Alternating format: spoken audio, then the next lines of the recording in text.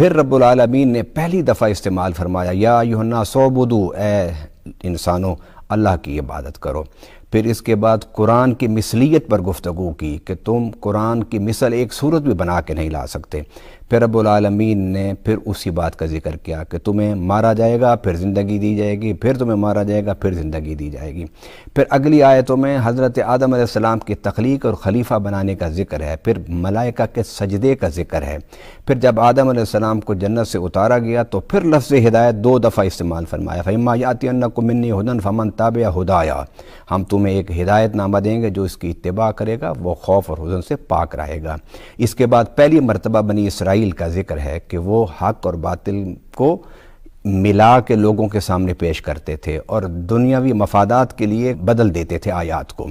پھر اس کے بعد رب العالمین نے بڑی تفصیل سے قوم موسیٰ کا ذکر فرمایا، ان کے اوصاف کو بیان فرمایا، یعنی ان کی صفات ذمیمہ کو بیان فرمایا کہ ان میں وقت کے ساتھ ساتھ شرک بھی آ گیا تھا، جھوٹ بھی آ گیا تھا، فراڈ بھی آ گیا تھا، انبیاء کو قتل کرنا بھی آ گیا تھا۔ یہ سارے جو اوصاف تھے ذمیمہ یہ ان کے اندر پیدا ہو گئے تھے۔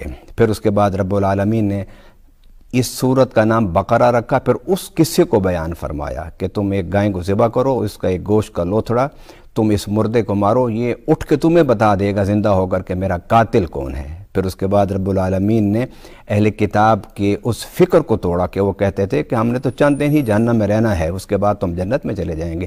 فرمایا کیا تم نے اللہ سے کوئی ایسا معاہدہ کیا ہوا ہے؟ جب رب نے کوئی ایسا معاہدہ نہیں کیا تو لوگوں میں تم جھوٹ کیوں بولتے ہو؟ رب العالمین نے اس کے بعد پھر بڑی وضاحت کے ساتھ اس بات کا ذکر فرمایا کہ جادو جو ہے وہ برحق ہے، اور یہ حضرت سلیمان علیہ السلام کے دور میں بڑے عروج پر تھا، اور اس کا مقصد کیا تھا؟ خاندانوں کو بگاڑنا، معاشرے کو خرابی کے راستے پر ڈالنا۔ پھر اللہ نے فرمایا کہ جو اسے سیکھے گا اور لوگوں کو ظلم کے لیے استعمال کرے گا وہ کافر ہوگا۔ پھر اسی آیت کے بعد فرمایا کہ اے ایمان والو، بارگاہ رسالت مآب صلی اللہ علیہ وسلم میں جب آؤ تو الفاظ کے انتخاب میں بڑا احتیاط کیا کرو۔ پھر رب العالمین نے اسی پارہ میں پھر یہود کا ایک دفعہ پھر ذکر کیا کہ یہود و نصارہ تم سے نہیں راضی ہوں گے حتیٰ کہ تم ان کے ملت کی اتباع کرو۔ یہاں پھر اللہ تعالیٰ نے 2 دفعہ لفظ ہدایت استعمال فرمایا، قل ان ھدی اللہ ھو الھدی، کہ ہدایت وہ ہے جو اللہ کی طرف سے، جو انسانی سوچ کا نتیجہ ہوتی ہے وہ خالص ہدایت نہیں ہوتی۔ اللہ اکبر۔